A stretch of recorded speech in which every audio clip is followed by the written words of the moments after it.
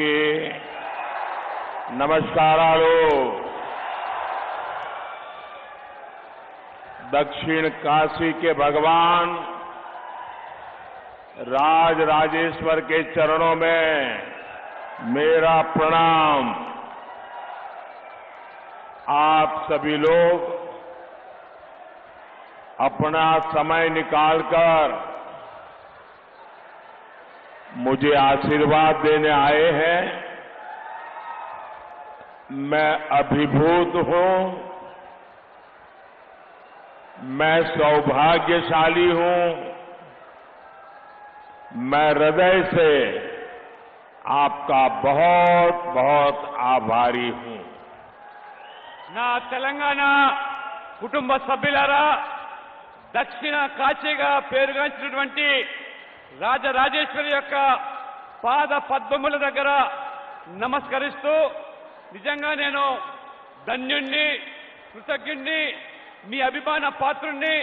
ఇంత పెద్ద ఎత్తున మీరు తరలి వచ్చి నన్ను ఆశీర్వదించినందుకు మీ అందరికీ కూడా ధన్యవాదాలు. साथियों, कल देश में तीसरे चरण का चुनाव पूरा हो गया है. तीसरे फेज में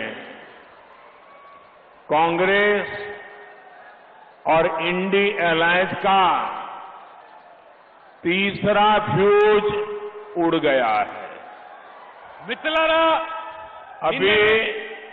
अभी 4 चरण के चुनाव बाकी है.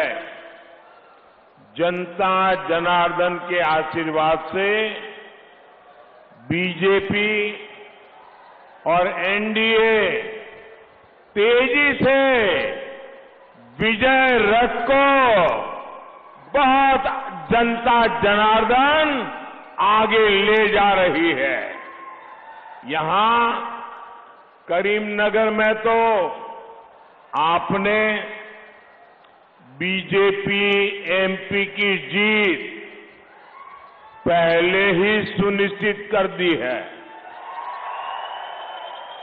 कांग्रेस की हार यहां इतनी पक्की है कि बहुत मुश्किल से वो किसी को चुनाव लड़ने के लिए मना पाई.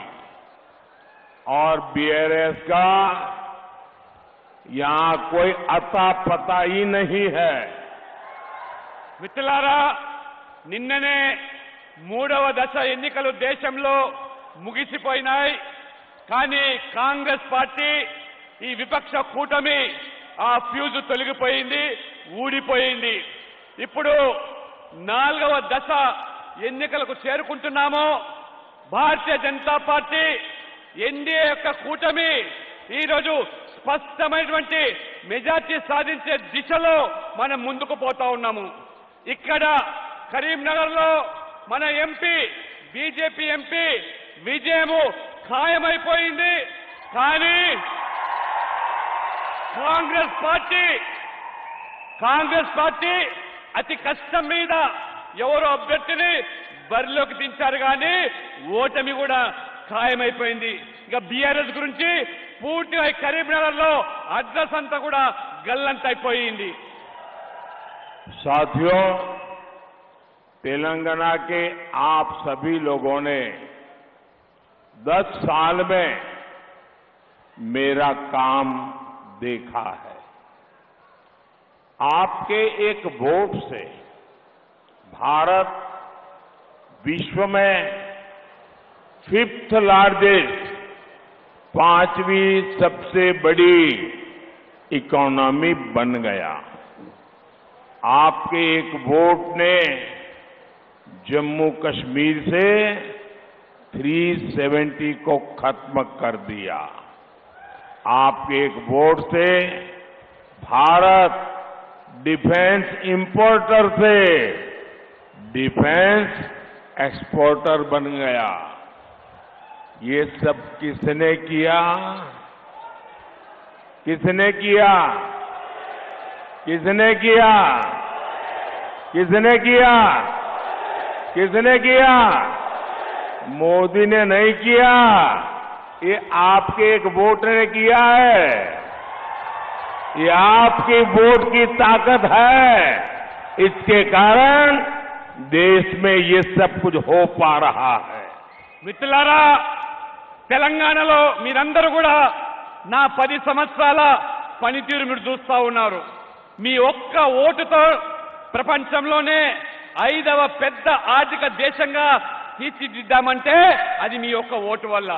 మీ ఒక్క ఓటు వల్ల ఇవాళ జమ్మూ కాశ్మీర్ భారతదేశంలో అంతర్భాగమని 370 ఆర్టికల్ రద్దు చేశామంటేనే అది మీ ఒక్క ఓటు వల్ల.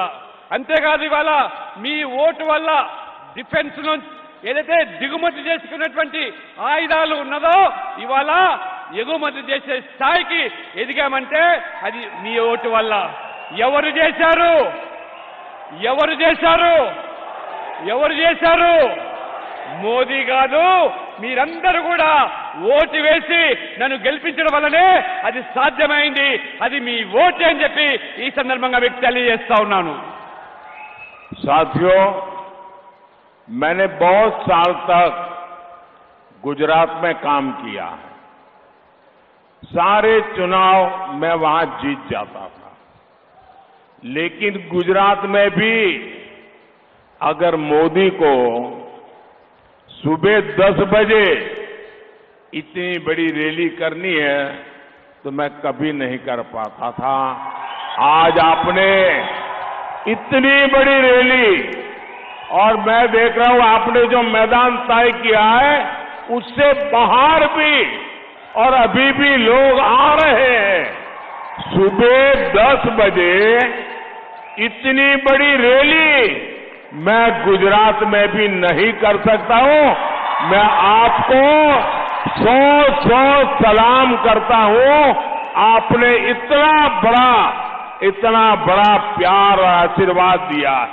మిత్రులారా, నేను గుజరాత్లో 3 సార్లు ముఖ్యమంత్రిగా పనిచేశాను. గుజరాత్తో నాకున్న అనుబంధం మీ అందరికీ తెలిసిందే. కానీ ఇవాళ నేను చూస్తా ఉంటే ఆశ్చర్యంగా ఉన్నది. ఉదయం 10 గంటలకు ఇంత పెద్ద ఎత్తున బహిరంగ సభ నిర్వహిస్తే అశేష ప్రజానికము తరలి వచ్చారంటే ఈ ప్రాంగణంలో ఉన్నటువంటి ప్రజాజనమే కాకుండా బయట కూడా ఇంత పెద్ద సంఖ్యలో వేచి ఉన్నారంటే మీ అందరికీ కూడా నేను శిరస్సు వంచి నమస్కరిస్తూ నా యొక్క అభిమానాన్ని మీకు చాటుతా ఉన్నాను. ఇవాళ भाइयों बहनों, भारत में तेलंगाना में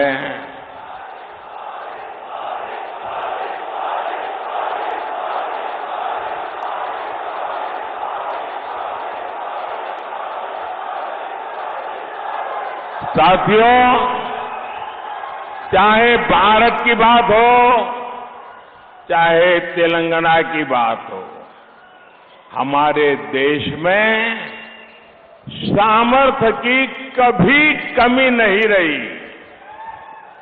लेकिन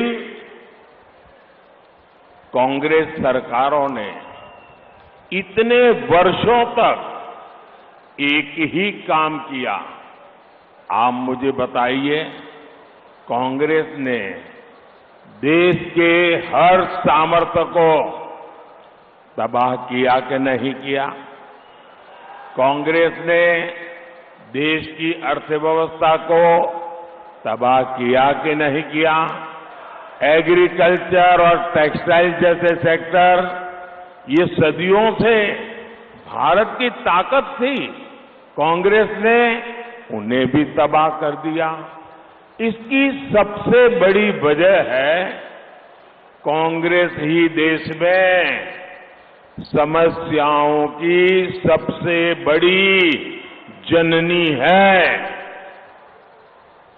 మిత్రులారా, కాంగ్రెస్ మనం చూస్తున్నాము దేశంలో ఎంతో సమర్థత ఉన్నా తెలంగాణలో కూడా ఇక్కడ ప్రజలకు అనేక రంగాల్లో కూడా సమర్థత ఉన్నా మరి ఈ కాంగ్రెస్ పార్టీ మరి ఈ సమర్థత ఉన్నటువంటి ఈ యొక్క వ్యవసాయ రంగాన్ని కానివ్వండి, ఆర్థిక రంగాన్ని కానివ్వండి, ఏ రకంగా అణిచివేసి కేవలం ఒక సమస్యల వలయంగా మార్చినటువంటి పార్టీ ఏదైనా ఉందంటే అది కాంగ్రెస్ పార్టీ మాత్రమే అని చెప్పి నేను తెలియజేస్తా ఉన్నాను. भाइयों बहनों, पिछले 10 वर्षों में एनडीए ने हर सेक्टर को, भाजपा और एनडीए ने हर सेक्टर को आगे बढ़ाने का काम किया है. हम फार्मिंग सेक्टर को मॉडर्नाइज कर रहे हैं. हमारा जो खेती है, किसानी है, हमारा जो रायतू बंधु है, नेचुरल फार्मिंग, नैनो यूरिया और ड्रोन को प्रमोट कर रहे हैं. आज किसान को किसान सम्मान निधि मिल रही है. किसानों को फसल बीमा योजना का लाभ मिल रहा है. हमारी सरकार देश में टेक्सटाइल पार्क्स बना रही है. आज कौशल विकास से लेकर आर्थिक सहायता तक हर स्तर पर भाजपा सरकार आपके साथ खड़ी है.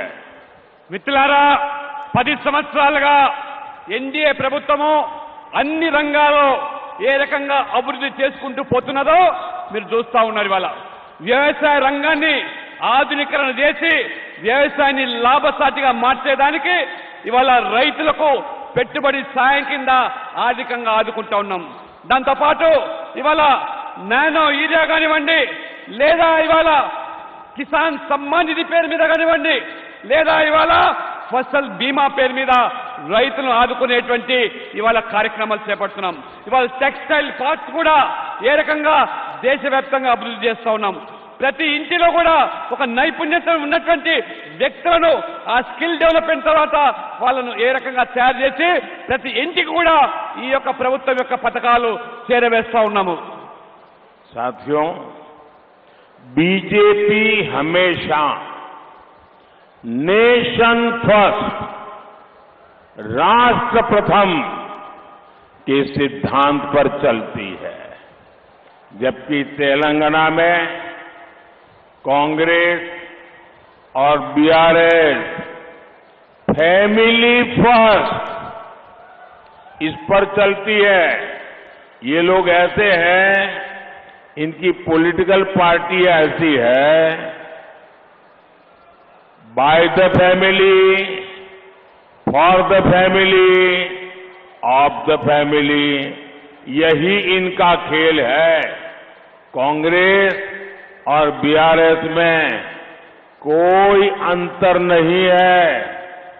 ये एक ही चट्टे बट्टे के लोग हैं. वो एक ही सिक्के की बाजू है. कांग्रेस और बीआरएस को कौन जोड़ता है?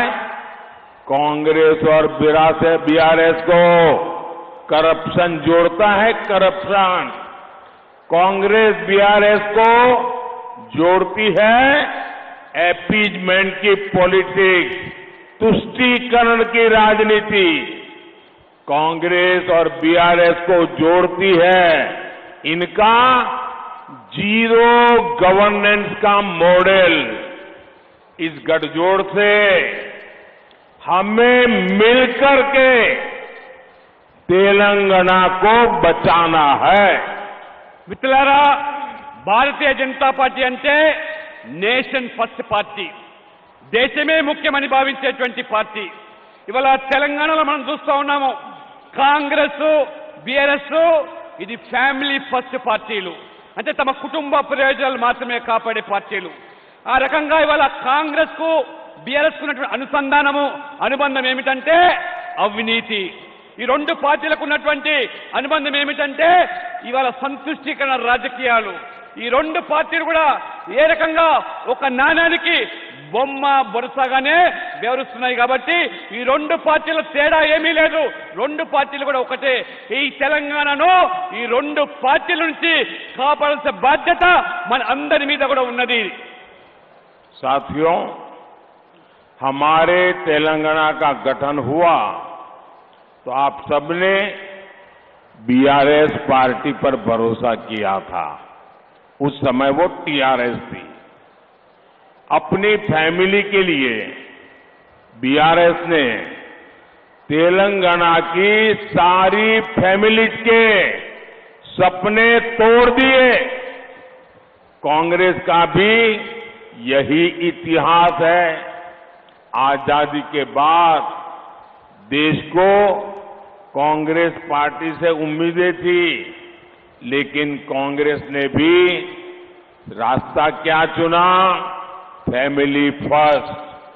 देश तो डूब गया और वे देश डूबे तो डूब जाए, लेकिन इनकी फैमिली को कोई फर्क नहीं पड़ता। మిత్రులారా, తెలంగాణ ఏర్పడ్డప్పుడు మనమందరం కూడా భావించాము బీఆర్ఎస్ తెలంగాణకేదో సాధిస్తుందని చెప్పి, తెలంగాణకేదో మేలు చేస్తుందని చెప్పి. కానీ తీరా చూస్తే ఈ బీఆర్ఎస్ పార్టీ ఆ యొక్క కుటుంబం కోసం, మన తెలంగాణ ప్రజల కుటుంబాలన్నీ కూడా ఏ రకంగా పణంగా పెట్టి ఆ కుటుంబ ప్రయోజనాల కోసమే పాటుపడ్డదో ఈ 10 సంవత్సరాల అనుభవంతో మనం ఇవాళ ఆవేదన వ్యక్తం చేస్తున్నాం. కాంగ్రెస్ స్వాతంత్రం వచ్చిన తర్వాత కాంగ్రెస్ ఏదో మేలు చేస్తుందని ఆ రోజు మనం భావించాం. కానీ కాంగ్రెస్ కూడా వారి యొక్క కుటుంబ ప్రయోజనాలే ముఖ్యమని చెప్పి ఏ రకంగా దేశాన్ని ఇవాళ దోచుకున్నదో, ఆ దేశం ఏమైనా పర్వాలేదు కానీ నా కుటుంబం బాగుంటుందని చెప్పి ఆ రకంగా కాంగ్రెస్ వంశపారపర రాజకీయాలకు ఏ రకంగా తెరలేపిందో మనం ఇవాళ కల్లారా చూస్తా ఉన్నాం. फैमिली फर्स्ट इसी नीति की वजह से कांग्रेस ने पीवी नरसिम्हा राव जी का भी अपमान किया। उनके निधन के बाद उनके पार्थिव शरीर का भी अपमान किया। कांग्रेस दफ्तर में एंट्री तक नहीं दी। ये बीजेपी एनडीए सरकार है जिसने पीवी नरसिम्हा राव जी को भारत रत्न से सम्मानित किया। और मेरे लिए बहुत सुखद है कि कल ही मुझे उनके पूरे परिवार के साथ मुलाकात करने का, पीवी नरसिम्हा राव जी के बारे में बहुत कुछ सुनने का सौभाग्य मिला। बहुत देर तक उनके परिवार की 2-2, 3-3 पीढ़ी के साथ मैं बैठा। मैं गर्व महसूस कर रहा था कि एक परिवार ने, नरसिम्हा राव जी ने देश के लिए कितना कुछ किया और कांग्रेस ने उनके साथ कैसा व्यवहार किया। మిత్రులారా, కాంగ్రెస్ పార్టీ ఫ్యామిలీ ఫస్ట్ అంటే నిజంగా ఆ కాంగ్రెస్ పార్టీలో ఉన్నటువంటి పివి నరసింహారావు గారు ఒక గొప్ప వ్యక్తి, మేధావి. ఏ రకంగా కాంగ్రెస్ పార్టీ ఆ పివి నరసింహారావు గారిని అవమానపరిచిందో మనందరికీ తెలిసిందే. చివరికి తన మరణం తర్వాత ఆ పార్థివ శరీరాన్ని కూడా కాంగ్రెస్ కార్యాలయం తీసుకురాకుండా ఏ రకంగా బయటికి నెట్టేసి తరలించారో ఇదంతా కూడా మనం కల్లారా చూశాం. ఆ రకంగా ఆ అవమానాలకు కాంగ్రెస్ పార్టీ పివి నరసింహారావును గురి చేస్తే భారతీయ జనతా పార్టీ ఎన్డీఏ ప్రభుత్వము వారిని, పివి నరసింహారావు గారిని ఏ రకంగా భారత రత్న అవార్డు ఇచ్చి గౌరవించామో అది మన యొక్క సంస్కృతి. ఆ రకంగా మరి నిన్న వారి యొక్క కుటుంబ సభ్యులను హైదరాబాద్ లో 3 తరాల ఆ కుటుంబ సభ్యులను కలిసే అవకాశం వచ్చినప్పుడు పివి నరసింహారావు గురించి, వారి చరిత్ర గురించి, వారి ఖ్యాతి గురించి అనేకమైనటువంటి అనుభవాలు పంచుకోవడము నిజంగా నాకు చాలా సంతోషదాయకంగా ఉన్నది. साथियों, करप्शन, ये करप्शन एक ऐसी फेविकोल है जो कांग्रेस और बीआरएस का कॉमन कैरेक्टर है। ये दोनों एक दूसरे पर भ्रष्टाचार के आरोप लगाते हैं, लेकिन बैकडोर से दोनों ही एक ही करप्शन सिंडिकेट का हिस्सा है।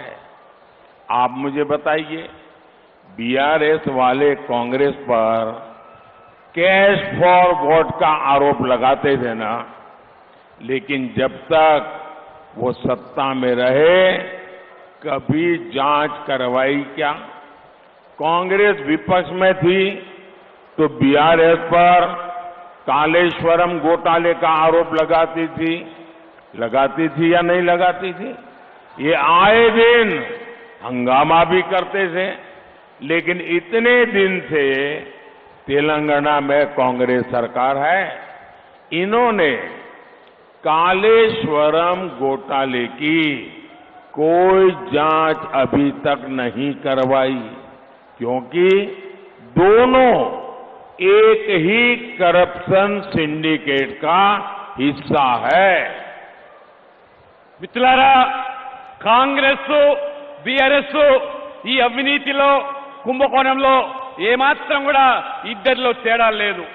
ఆ రోజు మరి కాంగ్రెస్ పార్టీ ప్రతిపక్షంలో ఉన్నప్పుడు ఏ రకంగా బీఆర్ఎస్ యొక్క అవినీతి గురించి మాట్లాడారు, అదే రకంగా మరి బీఆర్ఎస్ పార్టీ ఆనాడు ఓట్ ఫర్ నోట్ కేసులో కాంగ్రెస్ నాయకులు చిక్కిన తర్వాత మళ్ళీ ఇప్పటి వరకు కూడా దాని మీద విచారణ లేదు, దర్యాప్తు లేదు. కానీ ఒకరినొకరు కాపాడుకునే ప్రయత్నం.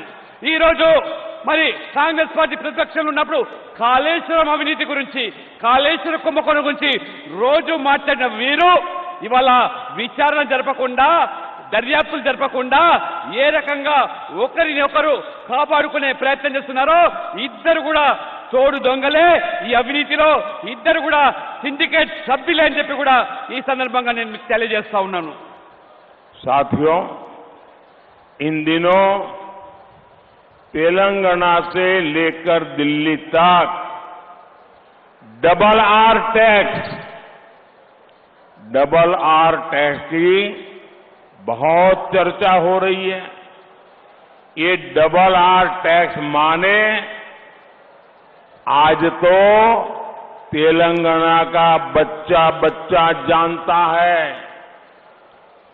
इसके पहले तेलुगु भाषा में ट्रिपल आर फिल्म आई थी. मुझे लोगों ने बताया कि डबल आर ने मिलकर के कलेक्शन में ट्रिपल आर को भी पीछे छोड़ दिया है. आप जानते हैं ना ट्रिपल आर का कितना कलेक्शन था? कहते हैं 1000 करोड़ से ज्यादा लाइफ टाइम कलेक्शन. कहने वाले कहते हैं इतना तो डबल आर टैक्स का सिर्फ कुछ दिन का कलेक्शन होता है. ऐसी लूट मचा रखी है इन्होंने. మిత్రులారా, తెలంగాణలో ఈ మధ్యలో డబుల్ ఆర్ ట్యాక్స్ గురించి బాగా చర్చ జరుగుతూ ఉన్నది. అసలు ఈ డబుల్ ఆర్ ట్యాక్స్ ఏంటిదనేది అనేక మంది తమ యొక్క అనుమానాలు వ్యక్తం చేస్తూ ఉన్నారు. మన తెలుగులో ఒక సినిమా త్రిబుల్ ఆర్ పేరు మీద వచ్చిన సినిమా మీ అందరికీ తెలిసిందే. రికార్డు స్థాయిలో కలెక్షన్ సాధించింది ఆ త్రిబుల్ ఆర్ సినిమా.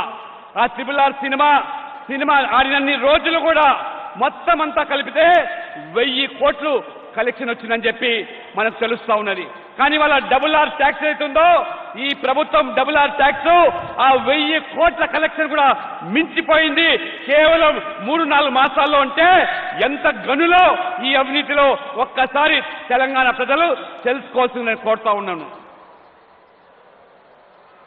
ये डबल आर एक आर तेलंगाना को लूटता है और लूट करके दिल्ली में दूसरे आर को देता है. ये डबल आर का खेल तेलंगाना को देखते ही देखते तबाह कर देगा. మిత్రులారా, ఈ డబుల్ ఆర్ ఏదైతే ఉన్నదో ఇది ఈ తెలంగాణకు సంబంధించిన ఒక 6 మొత్తం ఈ యొక్క ప్రజల నుంచి పీడించి పట్టి ఢిల్లీకి పంపిస్తున్నారు. ఏ రకంగా ఢిల్లీకి కప్పం కడుతూ ఉన్నారు. కాబట్టి ఈ పీడ నుంచి విముక్తి చేయాల్సింది బాధ్యత మనందరి మీద ఉన్నది. ఈ RRR నుంచి విముక్తి కావాల్సిన అవసరం ఉన్నది తెలంగాణ ప్రజలకు. साथियों, आपने देखा होगा ये कांग्रेस के शहजादे पिछले 5 साल से सुबह उठते ही माला जपना शुरू करते थे. जब से उनका राफेल वाला मामला ग्राउंडेड हो गया, तब से उन्होंने एक नई माला जपना शुरू किया.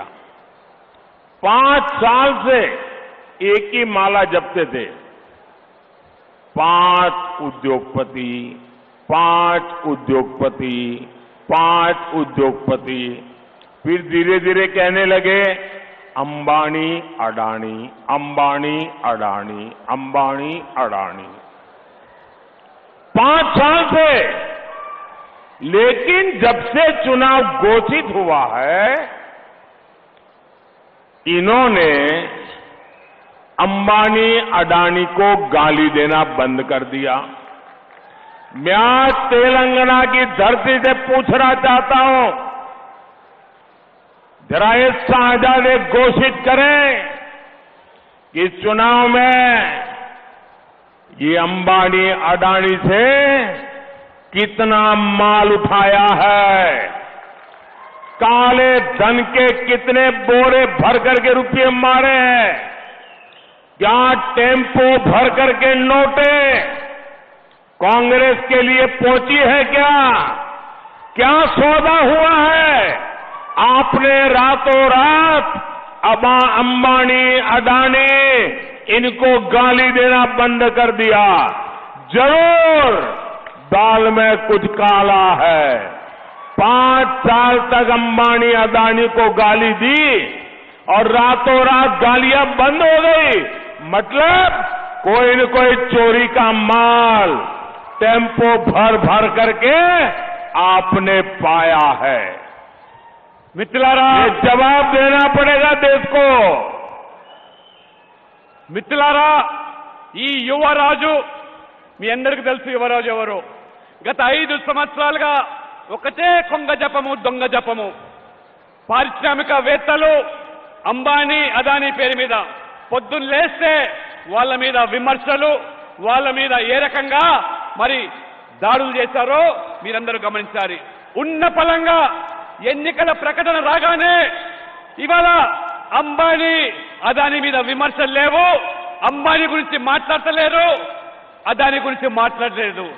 ఏమి మతలబు జరిగింది, ఏ ఇద్దరి మధ్యలో ఏమి వాళ్ళకు లావాదేవీలు జరిగినాయో తెలంగాణ ప్రజలు అర్థం చేసుకోవాలి. ఆ నల్లధనాన్ని ఇవాళ ఏ రకంగా కాంగ్రెస్ పార్టీ పోగు చేసుకుంటున్నదో, ఇవాళ టెంపోల నిండా డబ్బులు పోగు చేసుకొని కాంగ్రెస్ చేరిందా అనేటువంటి అనుమానాలు వ్యక్తమవుతున్నాయి. కాబట్టి ఇవాళ తెలంగాణ ప్రజలు గమనించాలి. ఏ బెదిరింపులకు పాల్పడి ఏ యొక్క మరి ధనాన్ని కూడగట్టుకోవడానికి వీళ్ళ యొక్క ఆకృత్యాలు కొనసాగుతున్నాయో కాంగ్రెస్ పార్టీవి ఒక్కసారి మీరందరూ కూడా అర్థం చేసుకోవాల్సిందిగా కోరుతా ఉన్నాను. साथियों, कांग्रेस और बीआरएस के बीच जो अपीजमेंट का बॉन्ड है वो बहुत मजबूत है. इतने वर्षों से इन दोनों ने जैसे हैदराबाद को एमआईएम को लीज पर दे रखा था, पहली बार किसी ने एमआईएम को चुनौती दी तो बीजेपी ने दी. बीजेपी की चुनौती से एमआईएम तो घबराई हुई है, उससे ज्यादा कांग्रेस और बीआरएस घबराए हुए हैं. हैदराबाद में दोनों पार्टियां एमआईएम को जितवाने में लगी है, दोनों उनको साथ दे रही है. మిత్రులారా, కాంగ్రెస్ పార్టీ, బీఆర్ఎస్ పార్టీ, ఈ రెండు పార్టీలు బుజ్జగింపు రాజకీయాలు, సంతుష్టికరణ రాజకీయాలు ఏ రకంగా వీళ్ళ మీద ఒక బాంధవ్యం నెలకొన్నదో అది పటిష్టమైనటువంటి అది బాంధవ్యం. ఈరోజు ఇన్ని సంవత్సరాల తర్వాత, ఇన్ని దశాబ్దాల తర్వాత హైదరాబాద్ లో ఈ యొక్క మరి ఎంఐఎం కు ఈ రెండు పార్టీలు పూర్తిగా హైదరాబాద్ ను వారికి దారాదత్తం చేశారు. మొదటిసారిగా ఇవాళ ఎంఐఎం కు ఇవాళ కంపరం పుడుతూ ఉన్నది, ఎంఐఎం కు ఆందోళన కలుగుతా ఉన్నది.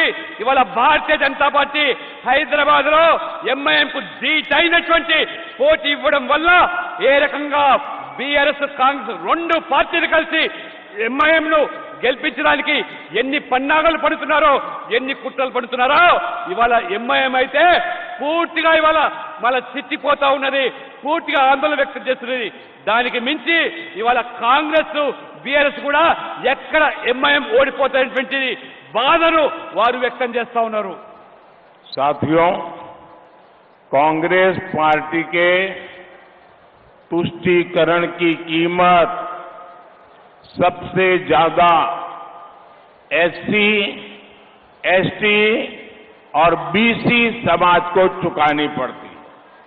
अब कांग्रेस फिर एक बार इस समाज के खिलाफ षड्यंत्र कर रही है।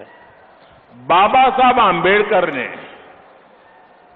आरक्षण दिया, आरक्षण का अधिकार दिया, संविधान के तहत दिया।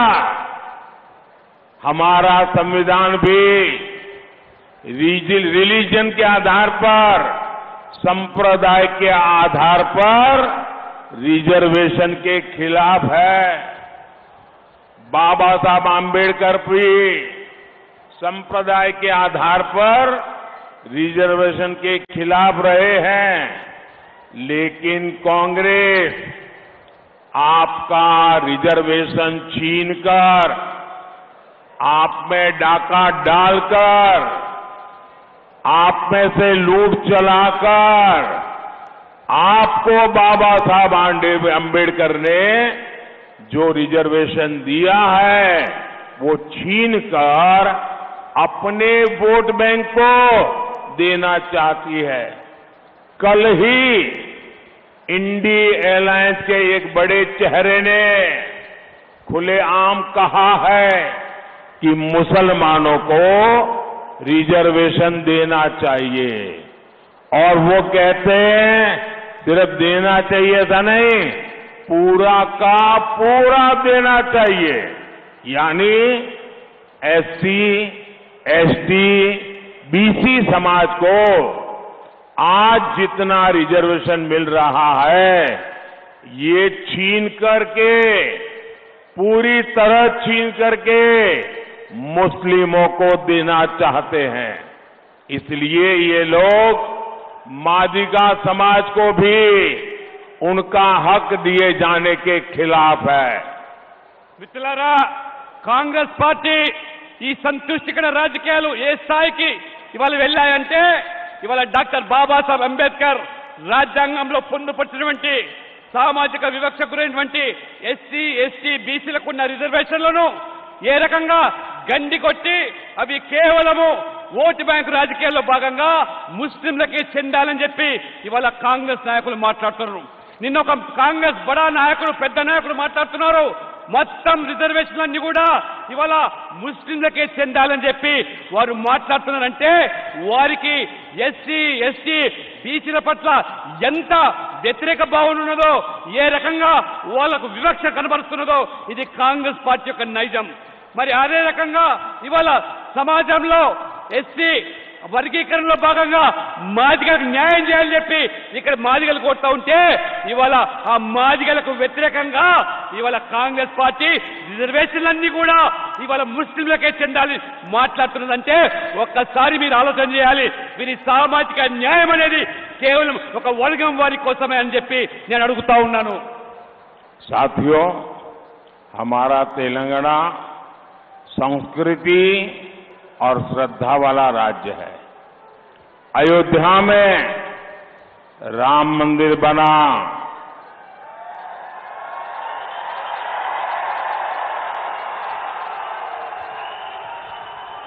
अयोध्या में राम मंदिर बना, उसके स्तंभ और दरवाजे के लिए जो जरूरी चीजें थी वो हमारे तेलंगाना के लोगों ने भेजी है। वो दरवाजे आज मंदिर की शोभा बढ़ा रहे हैं। आज देश का हर व्यक्ति अयोध्या में राम लला की झलक पाना चाहता है, लेकिन कांग्रेस पार्टी के मंसूबे जानते हैं क्या है? आप मुझे बताइए, राम मंदिर बनने से आप लोग खुश हैं ना? राम मंदिर से आप लोग खुश हैं ना?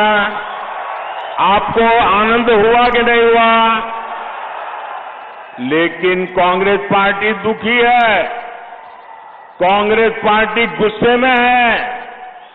कांग्रेस पार्टी राम मंदिर में ताला डलवाना चाहती है और ये खुलासा कांग्रेस में शाही परिवार के पूर्व सलाहकार ने किया है। उन्होंने बताया कांग्रेस के साहजादे कोर्ट का फैसला पलटकर राम मंदिर निर्माण रोकने की प्लानिंग कर रहे थे।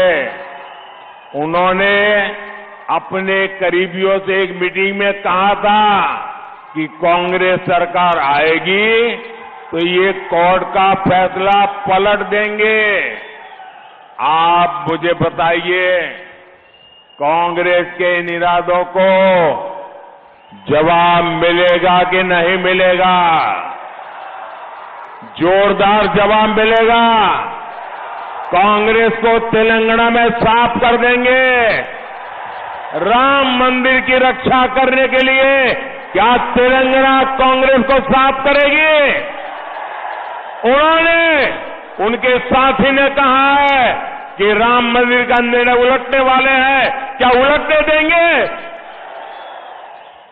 మిత్రులారా, మన తెలంగాణ ప్రజల యొక్క భక్తి శ్రద్ధలు విశ్వాసము మొత్తం ఇవాళ దేశం గమనిస్తా ఉన్నది. అయోధ్యలో ఒక భవ్యమైనటువంటి రామ మందిరం నిర్మాణం అయితే ఆ రామ మందిర నిర్మాణానికి, ఆ ఆలయానికి తెలంగాణ నుంచే, మన తెలంగాణ ప్రాంతం నుంచి దానికి తలుపులు పంపించారు. ఆ తలుపులు వల్ల ఆ మందిరానికి ఎంత శోభనిస్తున్నాయో ఇది తెలంగాణ భక్తుల వాళ్ళ శ్రద్ధతో ఏర్పాటు చేసిన తలుపులు. ఆ రకంగా మొత్తం ప్రజలందరూ కూడా రామ మందిర నిర్మాణంతో సంతోషాన్ని వ్యక్తం చేస్తూ ఉంటే కాంగ్రెస్ పార్టీ మాత్రము ఈర్ష్య, ద్వేషము, ఆ రకంగా ఈ మందిర నిర్మాణం కాకుండా ఉంటే బాగుండేదని కోర్టు తీర్పుల ద్వారా ఏదైతే భవ్యమైన రామ మందిర నిర్మాణం అయిందో, కాంగ్రెస్ అధికారంలోకి వస్తే ఆ కోర్టు తీర్పును కూడా పునర్పరిశీలిస్తామనేటువంటి వ్యాఖ్యలు చేస్తాను అంటే ఆ యొక్క కాంగ్రెస్ యొక్క రాచరికమైనటువంటి వ్యవస్థ, ఆ యువరాజు కుటుంబం ఇవాళ ఏ రకంగా మన భక్తుల యొక్క మనోభావాలు దెబ్బతీసే విధంగా జరుగుతుందో అటువంటి కాంగ్రెస్ పార్టీకి తెలంగాణ ప్రజలు బుద్ధి చెబుదామా లేదా? ఒకసారి ఆలోచన చేయండి. బుద్ధి చెబుదామా? బుద్ధి చెబుదామా? కాబట్టి ఈ కాంగ్రెస్ ప్రభుత్వానికి బుద్ధి చెప్పాలంటే తెలంగాణ ప్రజలు ఏకమై ఆ రామ మందిరాన్ని కూడా కాపాడుకోవాల్సిన బాధ్యత మన మీద ఉన్నది.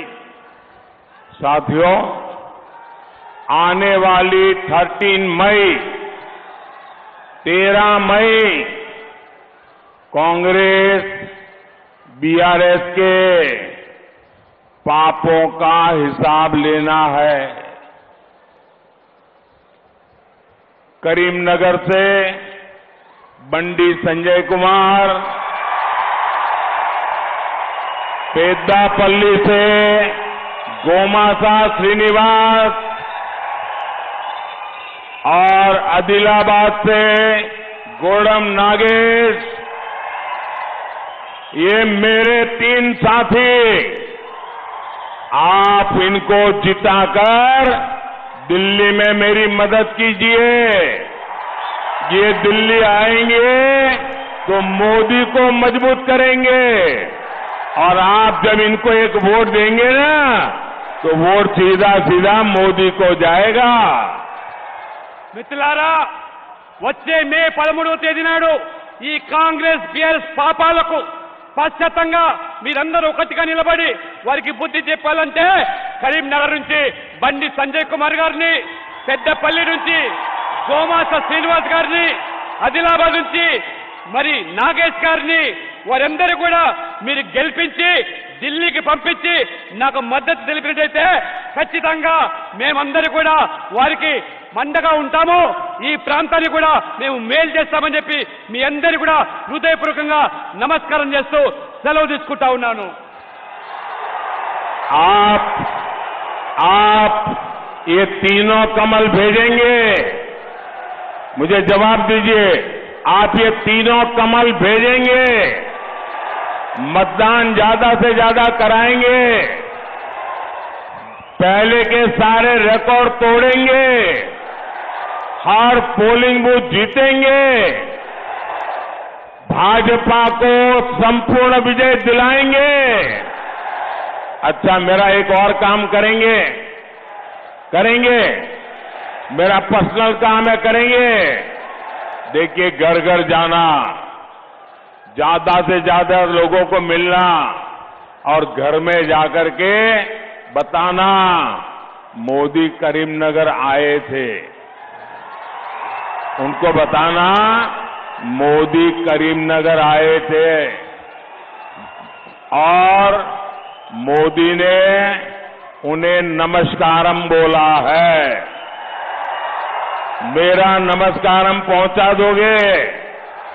हर घर में मेरा नमस्कार पहुंचा दोगे? हर बुजुर्ग को मेरा नमस्कारम कहोगे? हर माता को मेरा नमस्कारम कहोगे? बोलिए भारत माता की, भारत माता की, भारत माता की।